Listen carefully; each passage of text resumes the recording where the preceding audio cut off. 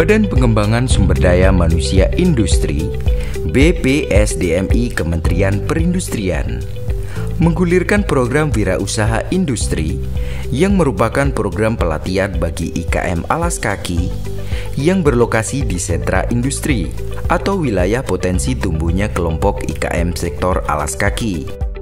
Program ini merupakan program percontohan untuk menyiapkan kompetensi kerja pelaku IKM alas kaki yang mengacu pada SKKNI alas kaki dan pada akhirnya dapat meningkatkan produktivitas IKM alas kaki di wilayah sentra potensi.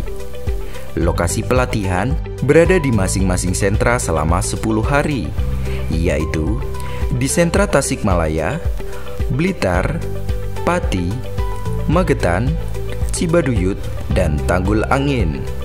IKM peserta pelatihan direkrut dan direkomendasikan oleh Dinas Perindustrian Kabupaten dan Kota untuk mengikuti pelatihan program wirausaha mandiri.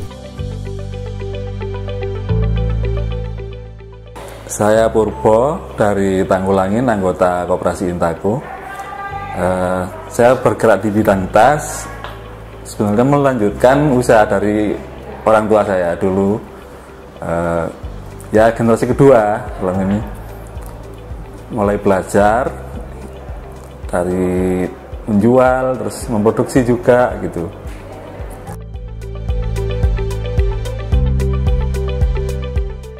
Nama saya Muhammad Rafi Muzaid. Saya mulai usaha baru 3 bulan menekuni di bidang kulit. Awalnya tuh itu nurusin usaha ya. Kalau ayah saya mulai udah lama.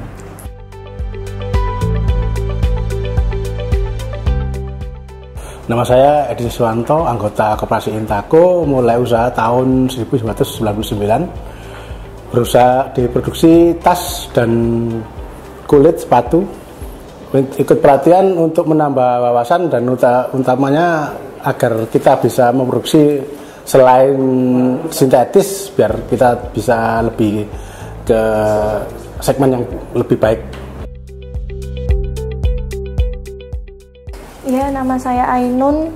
Usaha saya koper troli haji, koper troli anak-anak gitu. Usaha ayah saya mulai berdiri tahun 1993. Kemudian saya bergabung membantu orang tua saya di bidang pemasarannya gitu. Pengen lebih mengembangkan usaha orang tua saya gitu. Karena juga usahanya kan di sini-sini aja, inginnya lebih dari nggak di Jawa aja gitu. Saya Anik Fadila. Usahanya di bidang tas, mengikuti suami, dan saya membantu suami dan produknya ya menjahit, pokoknya sejadinya. Pelatihan keterampilan teknis diberikan kepada pemilik IKM alas kaki atau pekerja yang berada di sentra industri alas kaki tersebut. Untuk tema pelatihan menyesuaikan dengan kebutuhan di masing-masing lokasi sentra.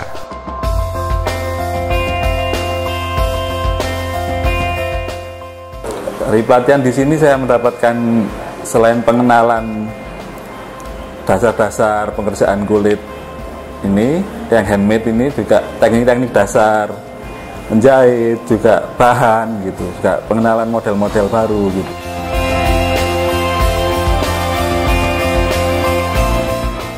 Bagi saya sangat bermanfaat. Di situ saya mendapatkan cara-cara menjahit yang benar, hand stitching gitu.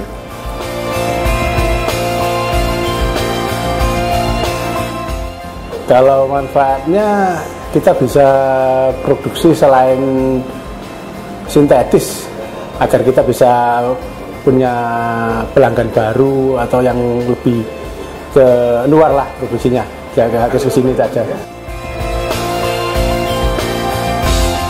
Banyak sekali karena saya juga nggak tahu sama sekali, masuk itu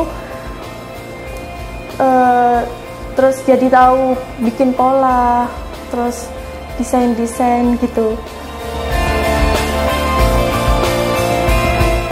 Ya, nambah wawasan untuk bisa apa, kan ini kan handmade ya, kan belum, biasanya kan saya tuh jahitnya sama mesin, sekarang kan handmade tangan itu, jadi pengen bisa.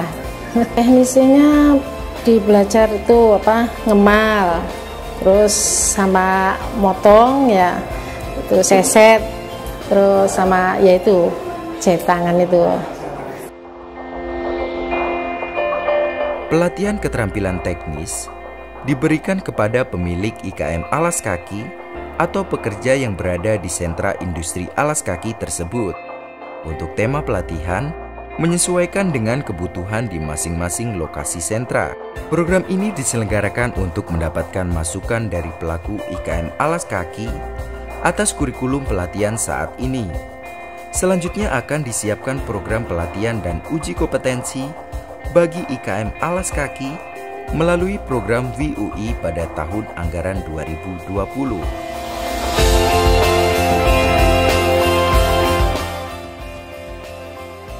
Ya, harapannya lebih banyak lagi pelatihan seperti ini, juga ditunjang pelatihan marketingnya untuk lebih luas lagi gitu. Harapan saya sih semoga ada pelatihan untuk pemasaran yang untuk ke mancanegara itu, Pak. Kalau yang untuk di area Indonesia kan banyak alternatifnya, bisa lewat Facebook, marketplace, online shop itu. Kalau kelanjutannya ke pemasaran, kita dibantu ke luar negeri atau kemana, nggak ke di lokal aja gitu. Terus juga harapannya lebih itu sih, pengen ke bidang pemasarannya gitu, karena kan kemarin itu cuma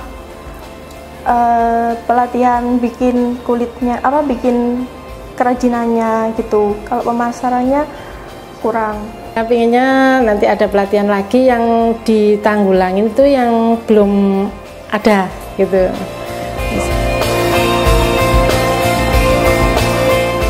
Tanggulangin ini sebenarnya sebuah daerah yang mempunyai potensi yang luar biasa.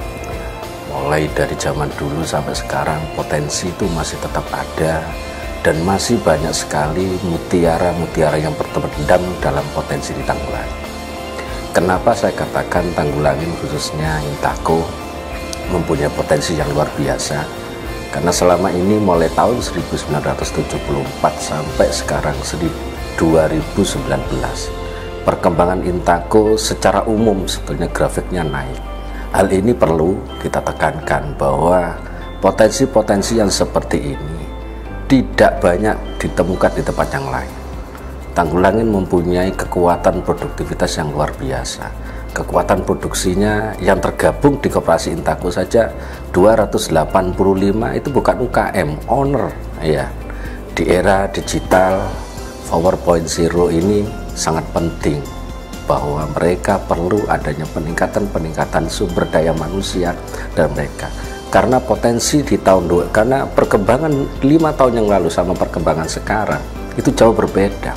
Harapan kami bahwa BPP memang betul-betul hadir di sini adalah untuk mensupport, membantu kami untuk meningkatkan produktivitas dan kompetensi diri daripada UKM yang ada di Tanggulangin.